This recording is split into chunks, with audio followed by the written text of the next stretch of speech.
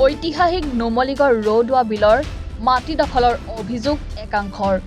ভূমাফিয়াই বিলখনৰ ভূমি এফালৰ পৰা অবৈধভাৱে দখল কৰাৰ অভিযোগ উঠিছে। ভূমাফিয়াৰ বিৰুদ্ধে সৰব নুমলীগড়ৰ খিলঞ্জীয়া লোকসকল। ইতিহাস প্ৰসিদ্ধ নুমলী কুঁৱৰীৰ স্মৃতি বিজড়িত ৰৌদুৱা বিলখনৰ পিটনি সদৃশ ভূমিত থকা বন্যপ্ৰাণী সৰীসৃপ আৰু বিভিন্ন প্ৰজাতিৰ চৰাইৰ বাসস্থান উদ্যম কৰি ভূমি দখলৰ চেষ্টা কৰিছে একাংশই। পিটনিৰ ভূমিত থকা গছ-গছনি কাটি তহিলং কৰাৰ বাবে চৰাই চিৰিকটিয়ে অৱস্থান লৈছে কাষতে থকা ঘৰৰ ওপৰত। বিভিন্ন সৰীসৃপ আৰু চৰাই চিৰিকটিৰ বিচৰণস্থলীৰ লগতে ঘৰচীয়া জীৱ-জন্তুৰ খাদ্যৰ ভৰসা পিটনিৰ ভূমি বনাঞ্চল কাটি তহিলং কৰাৰ বাবে ৰাইজে ওলাই আহি প্ৰতিবাদ সাব্যস্ত কৰিছে। বনৰীয়া হাতীৰ বিচৰণ ভূমিক এনেকৈ অবৈধভাৱে দখল কৰাত নিকটৱৰ্তী গাঁৱত হাতীৰ উপদ্ৰৱ বৃদ্ধি হোৱা বুলি ৰাইজে অভিযোগ কৰিছে। ৰাইজৰ অভিযোগ মতে ভূমাফিয়াই ঐতিহাসিক বিলখন দখল কৰাৰ চেষ্টা কৰি আহিছে।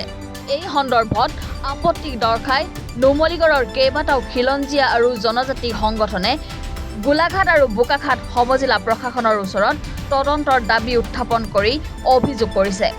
এতিয়া যিখন বিল, এতিয়া আমাৰ বিল কওঁ বা পিটনি কওঁ, এতিয়া ইয়াত আপোনাৰ আমাৰ ইয়াত নুমলীগড় বহুত ইয়াত এনাজৰী বা ইয়াতে বহুত হিষ্ট্ৰী আছে। আমাৰ নুমলী কুঁৱৰীৰ আপোনাৰ বহুত মানে সাধু কথা আছে। ধৰক ইয়াত নুমলী কুঁৱৰীৰ সোণৰ নাও, সোণৰ চেইন এইবিলাক ওলাই বুলি মানুহে কয়।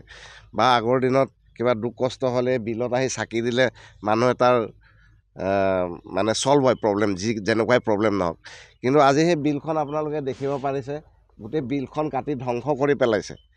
বা ইয়াতে বাহিৰাগত বনিয়াই আহি দখল কৰিছে, বা ইয়াত কোনোবা আমাৰ নিজৰ মানুহ কিজানি ভূমাফিয়াই মাটি দখল কৰি বিক্ৰী কৰিছে।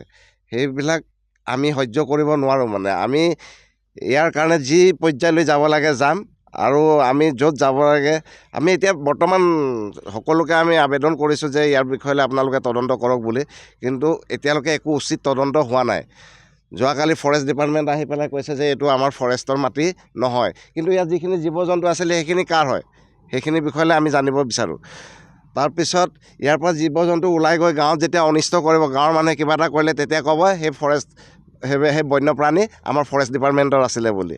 তো তেনেকুৱা বহু কথা আছে। এতিয়া আপোনালোকে সেই ৱালখনকে চাওক বা এই ঘৰকেইটাকে চাওক, এই পিটনিৰ ভিতৰত তেনেকুৱা ঘৰ বনাব পাৰে নেকি বাৰু? এই কোনে এই হেৰি কৰিছে তাৰ বিষয়ে ইনকুৱাৰী কৰক, আমি সেইটোৱে বিচাৰোঁ। আমি চাৰ্কল অফিচত গৈছোঁ, CDC ওচৰত গৈছোঁ, তাতো আমি হেৰি কৰিছোঁ। কিন্তু তেখেতসকলে সময় লৈছে, বা ফৰেষ্ট ডিপাৰ্টমেণ্টক কৈছিলে, ফৰেষ্ট ডিপাৰ্টমেণ্টৰ মানুহ আহি তেখেতসকলেতো কোৱা মতে তেখেতসকলৰ ভূমি নহয়, ফৰেষ্ট ডিপাৰ্টমেণ্টৰ ভূমি নহয়। আমি ভূমি বিষয়লৈ আমি কমপ্লেইন দিয়া নাই। ইয়াত যিখিনি জীৱ জন্তু আছিলে সেইখিনি বিষয়লৈহে আমি তেখেতসকলক তদন্ত কৰিব দিছিলোঁ। কিন্তু বৰ্তমানলৈকে তেখেতসকলে একো কৰা নাই। কেলৈ গোবিন্দ চৌধুৰী এজন ডাঙৰ বনীয়া বিজনেছমেন, তেখেতৰ পৰা হয় মিলা মিছা কৰিছে এনেকুৱা কিছুমান হয়। আৰু এইটো এটা এনিমেল কৰিডৰ, আপোনালোকে চাব পাৰে। ইয়াত হাতী অহা যোৱা কৰে। বিশেষকৈ আপুনি হাইৱে সিটো পাৰৰ পৰা বাগানৰ পৰা চিধা হাতী নামি আহি এইফালে আহে, বা ইয়াতো আহি চৰা ফুৰা ইয়াতো নল গজালি এইবিলাক খায়। ইয়াতে আপোনাৰ বিভিন্ন প্ৰজাতিৰ সাপ আছে, চৰাই আছে, শিয়াল আছে, মানে বহুত ধৰণৰ বস্তু আছে ইয়াত। নানা ধৰণৰ জীৱ জন্তু, মানে যিবিলাক বিলুপ্ত প্ৰাণী, যিবিলাক হেৰাই গৈছে, তেনেকুৱা ধৰণৰ কিছুমান জীৱ জন্তু, মাছ, এইবিলাক কাছ, এইবিলাক সকলো ধৰণৰ বস্তু ইয়াতে আছে। বোকাখাটৰ পৰা সন্দীপ পানিকা ৰিপৰ্ট, এনি ভাৰত 24।